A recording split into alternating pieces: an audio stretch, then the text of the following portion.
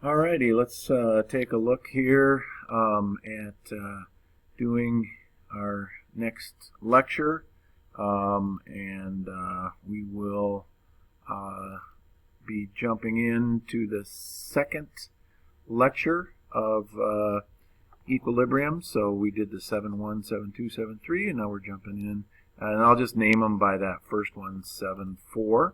So let's give this a little look-see here and see what they have to say about this stuff. All right. So as you can see, this is dealing with calculations. So this is where we start our quantitative equilibrium. All right. Very straightforward, simple. It's just kind of the next step. If you've got down Kc equals concentration with the brackets, you'll be able to jump in right away and write that Kc expression. And once you have that, of course, you can quite easily plug in those numbers. Now, what's not always as easy is actually punching those numbers in your calculator. That can be a little tricky when you're dealing with exponents like this, when you're dealing with using that EE key, having the scientific notation. So you might want to take a little bit to crunch those numbers and make sure that you get the right answer. So maybe hit the pause right now. Good. And thanks for hitting that pause, and hopefully you ended up with 0.0649 or 6.49 times 10 to the minus 2. Your calculator will probably say 0.0649 on it. And notice no units on an equilibrium constant. Okay? That's going to make some of us uncomfortable, myself included. But it's just a numerical, a number that just sort of tells us where this system is at. And we'll get to that in a second. So now we're calculating Kp. All right? And Kp values have, it's going to, we'll of course be using parentheses for partial pressures. And that's what's given to you in this is 3 different partial pressures. So you start thinking, well, Kp, I better use parentheses. So there it is right there. You plug those in and make sure that you're writing P subscripted formula of the gas and following the correct format for that. This one, once you have that set up, you're practically home. Just plug those in, crunch the numbers in the old calc, and I don't agree with that answer. Here's why. The hydrogen and iodine are only 2 significant figures. So you should have only 2 sig figs in your answer. So I'm assuming that would be 50 with a point, or 5.0 times 10 to the first with no unit behind it. Okay, so a little correction there. Go ahead and write that correction in on the notes there and say that should be 50. You can put a bar over the 0 too, because I know what that means. So here we're using KEQ to say, well, that could be KC, it could be KP, it could be KW, KSP. There's a lot of them that we're going to use. So it's just a general term. But what it does tell us, if it's a small number, which this is pretty small, meaning a lot smaller than 1. 1's kind of our judgment point of whether it's small. So it's small compared to that. Well, what that means is that this number down here is probably pretty big. So when you do a fraction, 1 over a big number makes a small number. So having a big number or a bigger number on the bottom makes that less than 1 by greater and greater amounts. Okay? So that tells us that there's a lot of HI. Well, mostly reactants. Lies to the left. Sometimes they'll use an arrow, a big arrow pointing to the left with a little arrow pointing to the right. meaning that it really wants to stay toward the hydrogen iodide or hydroiodic acid, so it does not want to break apart into those individual gases. All right, and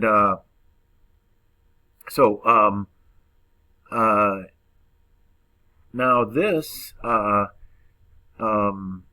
would be a quite a large number compared to 1, 2400.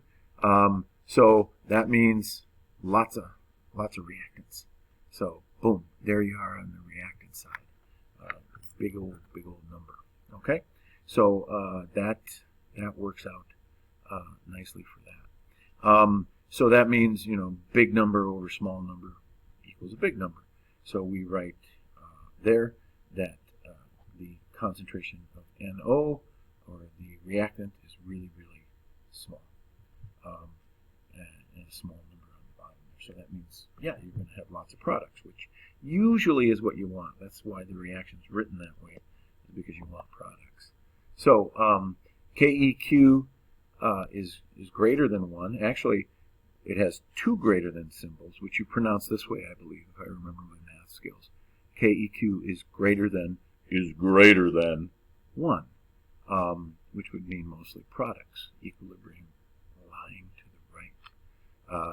Now, right here, this means a really small number, where KEQ is less than 1, mostly reactants.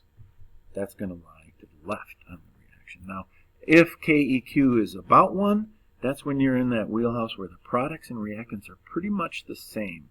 Very rare.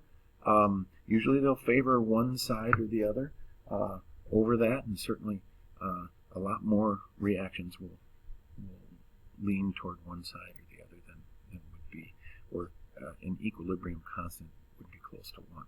So usually we were talking about really big or really small numbers for that. And you can look at a graphic like this. So you got A and B.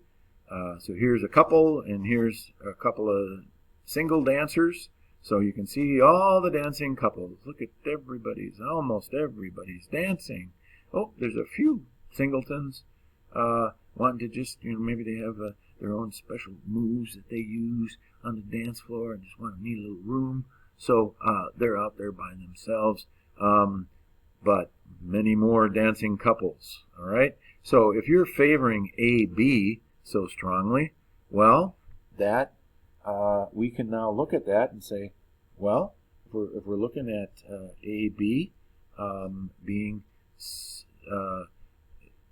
a lot bigger number, that means that the reactants are favored. So that means your equilibrium constant is going to be really small. You got that big number on the bottom. Little number on top, big number on the bottom makes a little number, so KEQ is less than 1.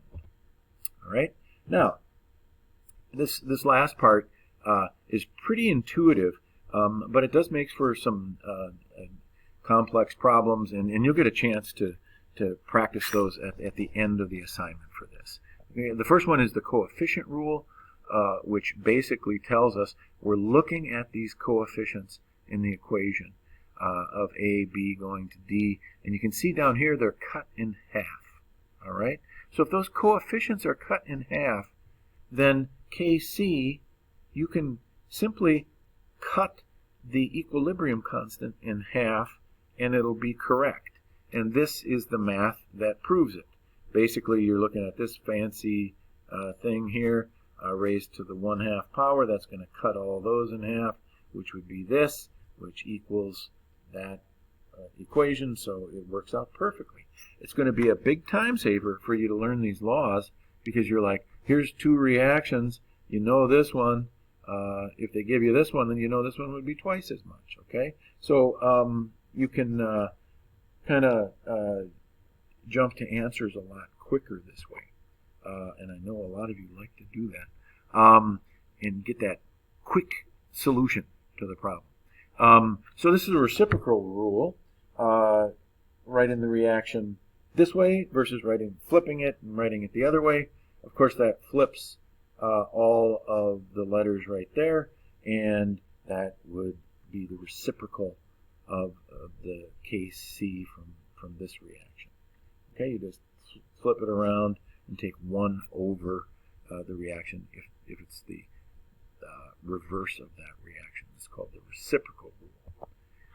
And this is poor man's Hess's law for equilibrium chemists, because it's very much like Hess's law. Hess's law, if we would have known the delta H's here, you would have been able to figure it out for this one.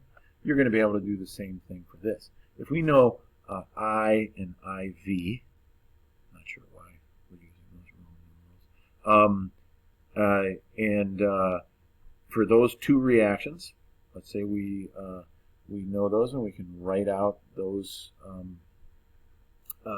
equilibrium law expressions, we will see that these two can combine to form this reaction, and you got the A's canceling out.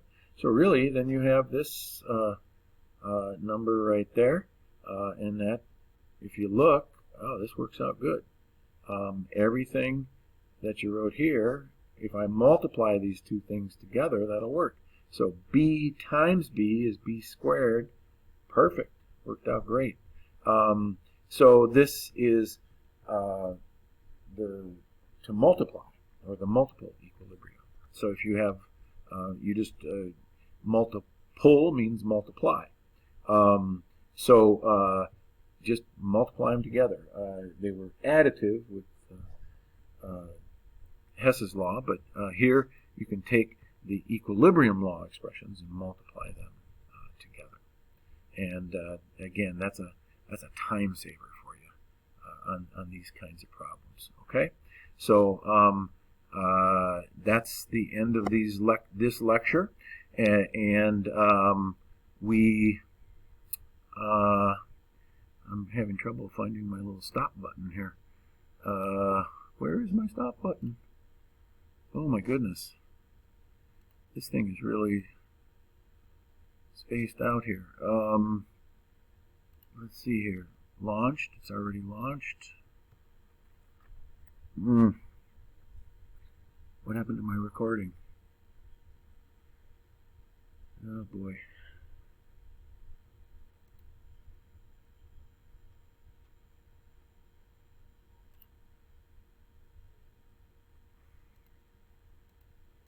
I hope you're still with me.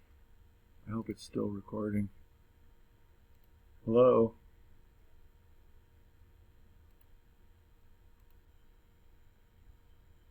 Where is